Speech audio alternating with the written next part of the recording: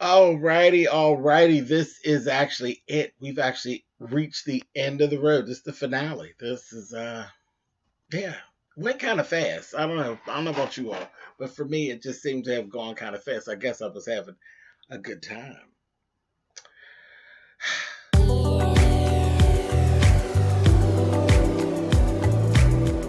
And I'm like, come on through, Cookie.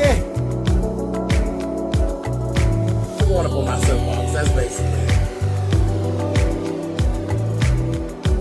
Let's talk about drag and all its forms.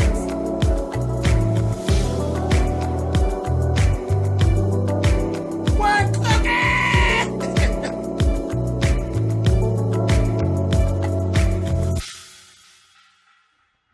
Hey guys, thanks so much for clicking on the video. This is my review for Love and Hip Hop Atlanta. This is season 8, episode 18. As I said, it's the finale episode. This has like flown by. I really do love Atlanta. You know, Atlanta's one of my faves. But yeah, it was good. It was good. So let's just talk about this and wrap up the season.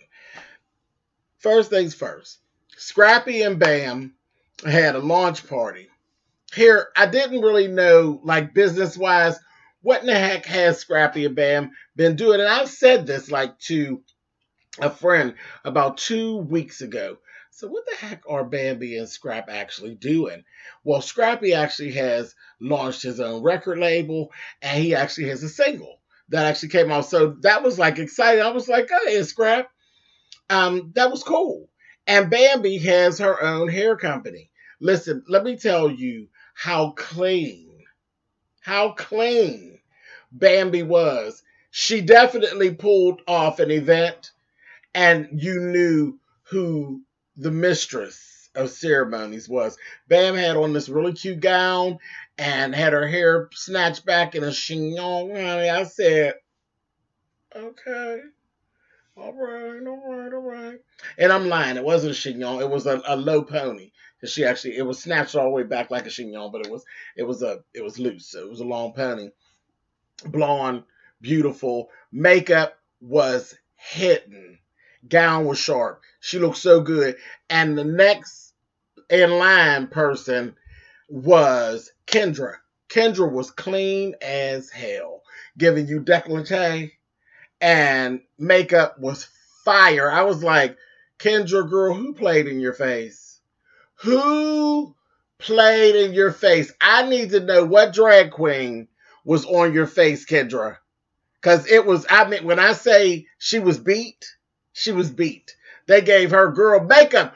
Poof, poof, poof, poof, poof. Go on about your way. She was done. She was done. Both of them. Bam and Kendra look really, really good. Anyway, um, Kendra actually was telling them, you know, I've been staying at a hotel, but I really do miss Jock. You know, I really Rashida and Bambi. I really do miss Jock, but I just can't get with all of what's going on. Kirk actually was standing over there as well. Kirk and Rashida actually went and talked to Scrappy, and during the party, and they had asked him what was going on with him, and because he had kind of separated himself out, and he was saying, you know, he was feeling some kind of way about his friend Casino, who was actually in the car accident with him, and you know, Scrappy was the one that was driving.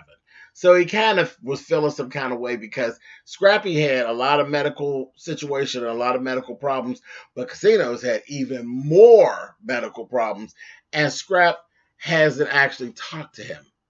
You know, and I think there was some, you know, how people get to talking and you hear stuff over this side, stuff over this side. There were some things said that Scrappy, you know, allegedly, and he just kind of was it, you know, avoiding it. So later in the episode, we actually see them. They go to the church. They go to church, and the two of them actually sat down. And they had a real conversation, man to man, and it was good. It was good. Scrappy apologized, and they were very honest and open with each other. And he basically told them there was no apology actually necessary. He knows for a fact that it was an accident, that he didn't try to hurt him, you know, on purpose. It was really, I mean, it wasn't like a love of hip hop moment. It was a real life.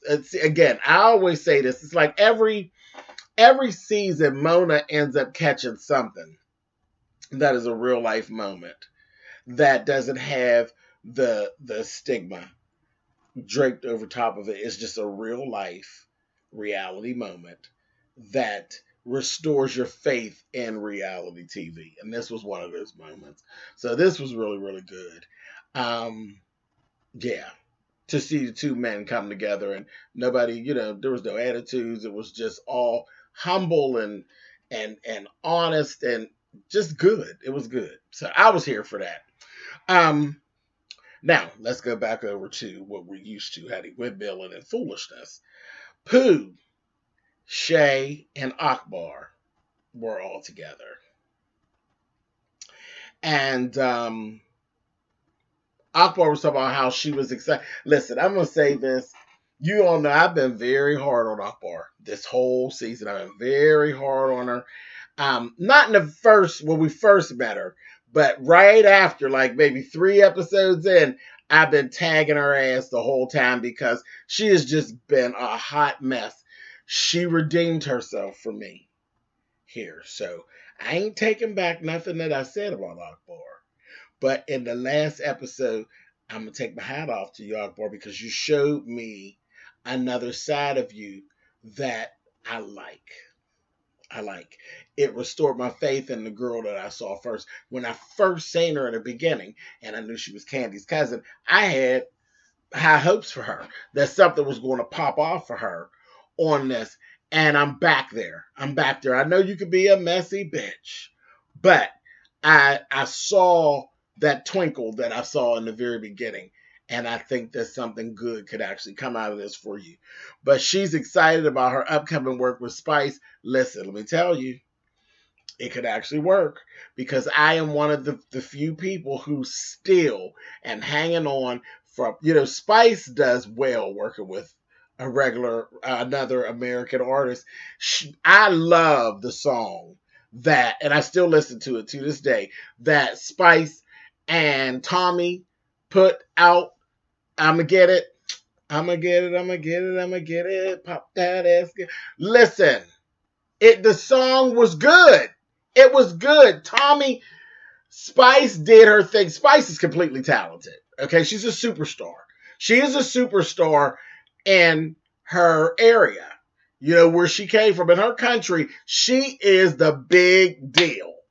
And when she came here, Spice added her spice, no pun intended, onto what they were doing, and she showed Tommy in the best light that she could possibly be shown in, and the song was good. The video was really sharp, and to this day, I still watch the video. I still listen to the song. I bops that song in my car, and I love it.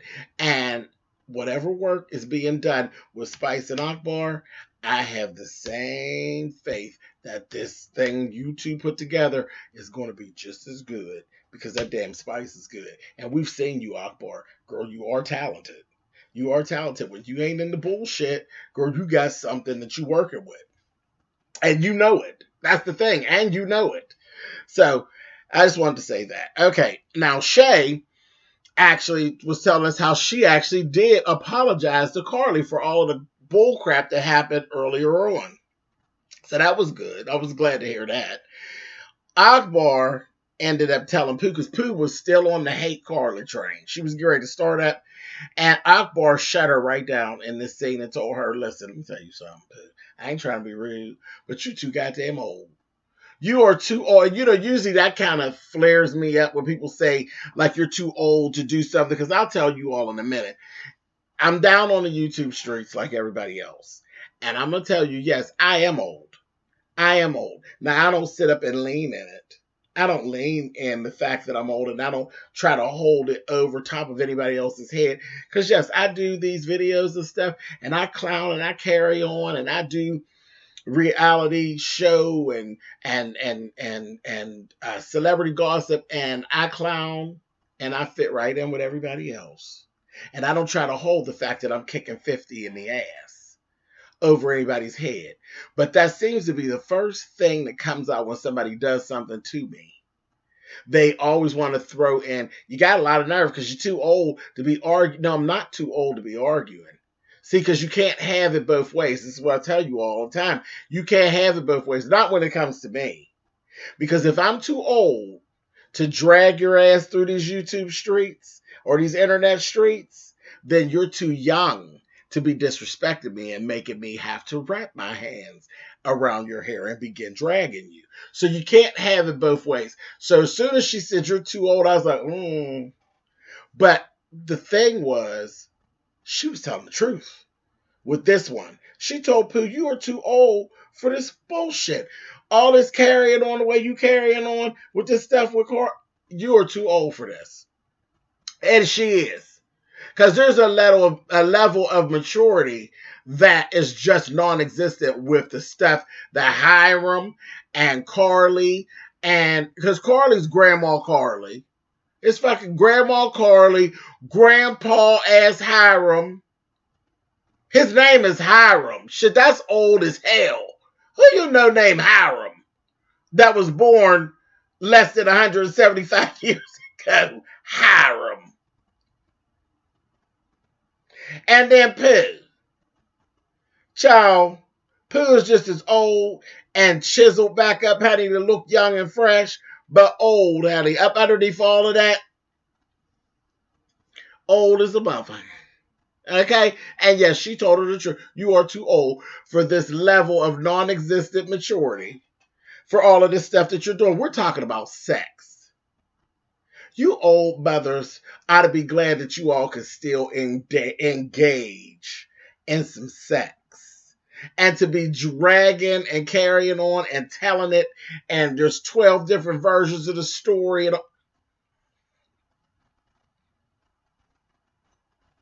who is really going in about the little old lady in the shoe fucking their husband? Another old bitch. Pooh. The old fucking gingerbread lady. Because she's the old gingerbread lady that's mean enough to put the kids in the oven. That old bitch. And Carly's the old bitch in the shoe. And Hiram is one of the goddamn 7 dwarfs. Shit, old motherfuckers. Anyway, but then she told the truth. And I was here for it. And Pooh didn't get smart with her. She actually agreed. Was like, you know, I'm just going to let it go. And I thought she was going to go and mend fences with Carly. She didn't do it. She went home and she's still petty. She went and you saw her toward the end. She had a picture that she had of her and Carly together. And she was taking it down and said, you know, don't put this whole Carly thing. Sometimes friends aren't your friends forever. You just got to let it go. So I'm just going to let the friendship go. And I said, okay. But then the bitch showed us that she was petty because she took and broke the picture frame and was sweeping up the glass. Bitch, you still petty. You still petty, and if Mona graces you to let you on another season, you gonna fuck with Carly some more. That's all. Oh, bitch. Anyway, moving on. Speaking of Grandma Carly, her, Mimi, and Ty were actually over at Mimi's house, and they just were like kicking it, and that's what Ty basically told her. Yeah, there's still the stuff going on with Stevie. And she suggested that her and Stevie need to actually get together and have a one-on-one. Mimi wasn't here for it. Flat out. She's like, I ain't really here for that. Well, later on, Ty actually snuck and did it anyway. Had a little one-on-one with Stevie. They were talking like dudes, you know. They were playing a little basketball. It was, it was very Mona Scott Young. They played basketball. She whipped him up in the basketball. He apologized.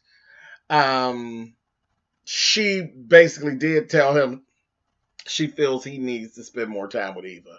He needs to put more effort into Eva and Mimi and the parenting.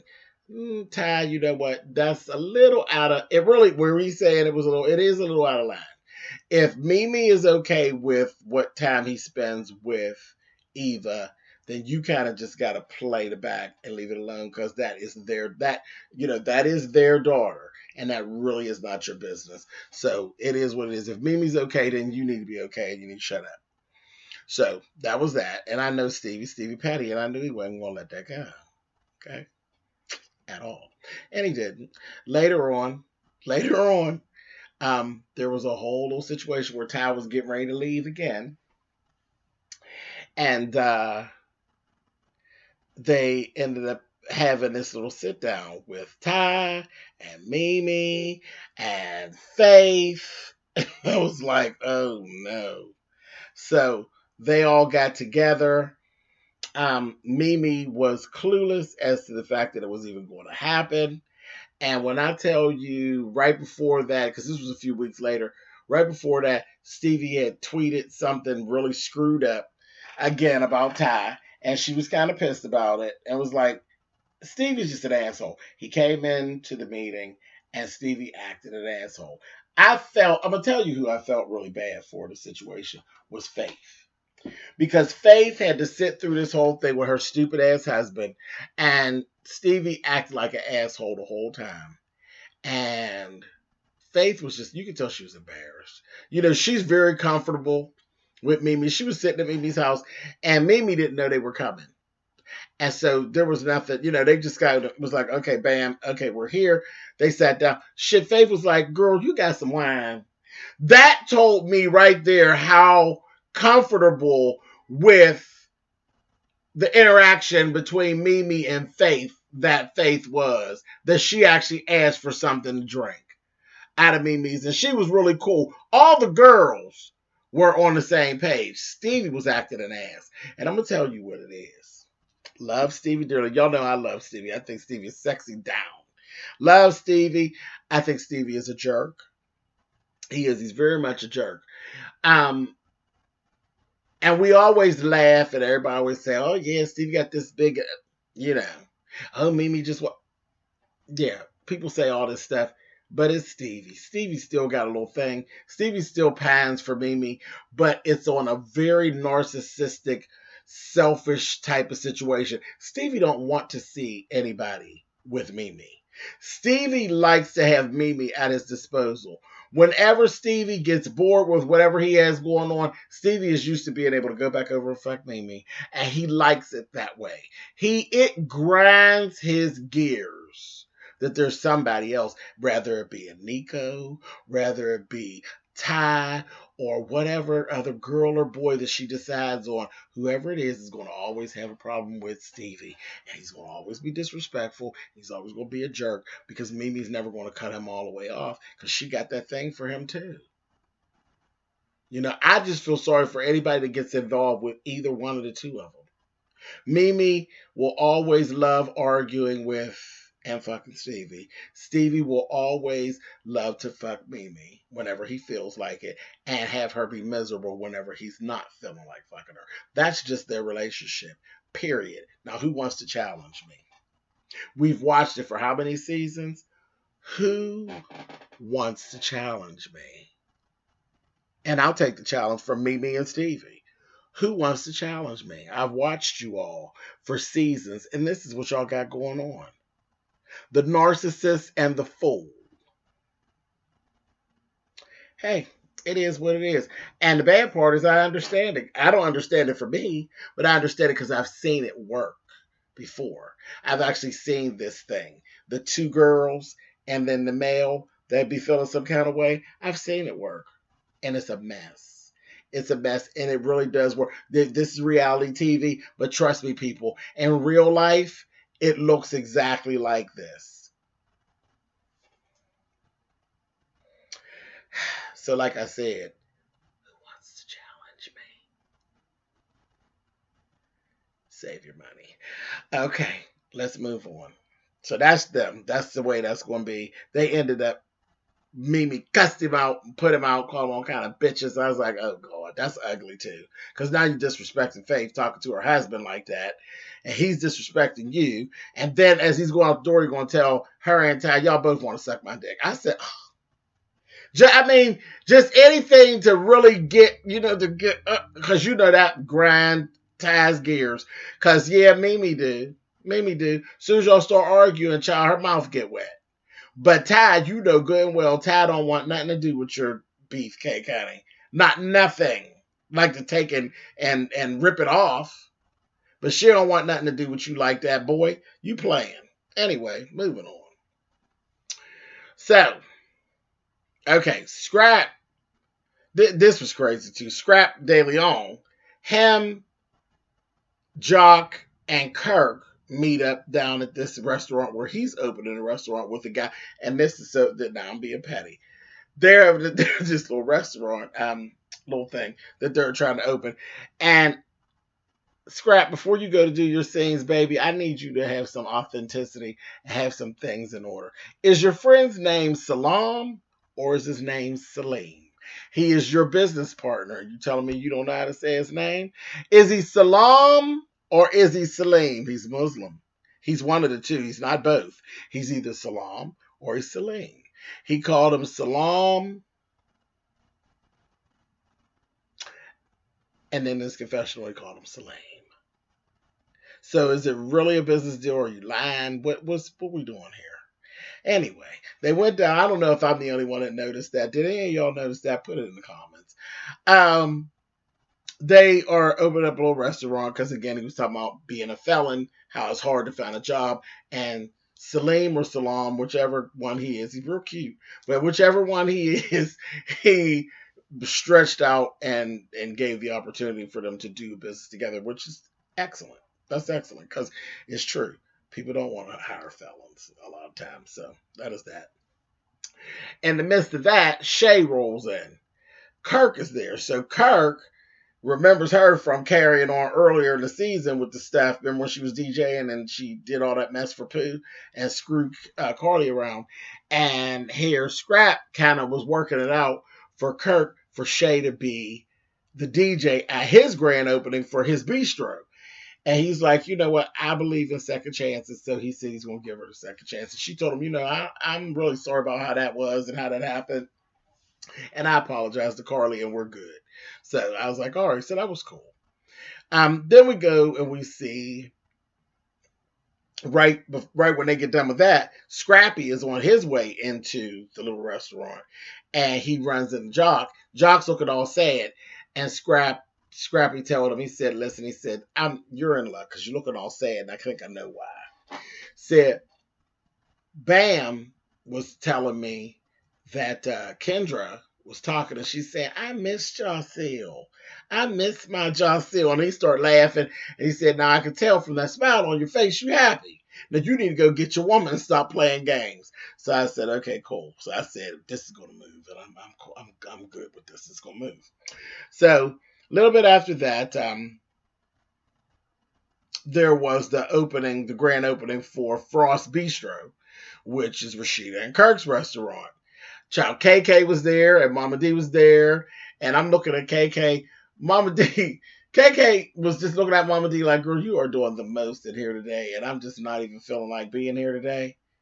And she's like, I just don't feel like playing, and you like on 10. So I was just looking at them and laughing. She kind of rolled up on Jock, and she said, Jock, you know what? I really apologize about what I did. You told me something in confidence, and I shouldn't have said nothing to Carly, and it got it all started up. And she's like, tell me what I could do to help make it right. And she did. I'm going to tell y'all about that in a minute, and we're going to wrap this up. Sierra was there with BK. They done fixed everything, and BK and hers, Gary, go to Paris. And then she wanted to let everybody know, baby, I did some digging, and I got some good old hot tea on Miss Pooh, honey. I said, oh. So this is the finale, so I guess we're going to hold that till the reunion. I said, okay, cute. Come on, Sierra, you better get your stuff all set up for next season. Anyway, so a little bit after that, like I said, we end up seeing Jock and Shekinah put together this little luncheon little thing. And it's got like, they're doing like the little mask, like a little small impromptu Mardi Gras type of little thing. Like Mardi Gras. It was like a little cross between Mardi Gras and a little masquerade party, but it was really scaled down. Just something cute in the middle of the day. Hot as hell. on a rooftop. And they ended up surprising Kendra with her family was actually there. She didn't even realized some of the people there were her family members in their masks. And it was the luncheon. And then he hit her with the proposal. And she accepted. And I was like, okay, cool. And that's really where our season basically wrapped up. Everything wrapped up pretty good. There's one more thing that I have to talk about that I spoke about a little bit earlier, and that was Akbar, Sierra, and Spice. Um, like I said, I was happy about Akbar with this. We actually got to see Akbar smiling and being the beautiful girl, because she is beautiful, and she's smiling and carrying on. They came to the studio. They were doing, talking about the song. They were writing up some of the stuff. The name of the song is Karma. I can't wait to hear it. And in comes Sierra. And of course, you remember last time Sierra and Akbar were together, they was throwing water and carrying on and all of this. Spice knew that they had a little problem, and she invited her to come, and she facilitated, and they got it all together. Sierra apologized to Akbar. And I laughed so hard because Akbar and Spice got so much in common. That's why they clashed in the first place. And when Akbar was like, well, Sierra, you didn't have no business saying nothing about my kids and stuff. That was kind of messed up. And she's like, you're right. I'm sorry. I'm really sorry. And, I didn't have my daughter, and whatnot. And at first, when I was trying to get everything established, so I understand that. And I was wrong. And she says, and what about that water you threw when you threw the water on me? Honey, Spice looked and said, girl, you threw water on her? Because, Spice would have whooped Sierra's ass. So I laughed about that. She's like, yeah, I did. I threw the water. She was like, girl. But they squashed it, and she was actually smiling. So the name of the song is Karma. I'm going to be looking for it, and I swear I think it's going to be good. I really do. But that's where it ended. I've talked long enough. I have enjoyed the season. I really have. I enjoyed the season. It was good, and we'll see what happens with the reunion, and I'll see you all there. All right. Later, y'all.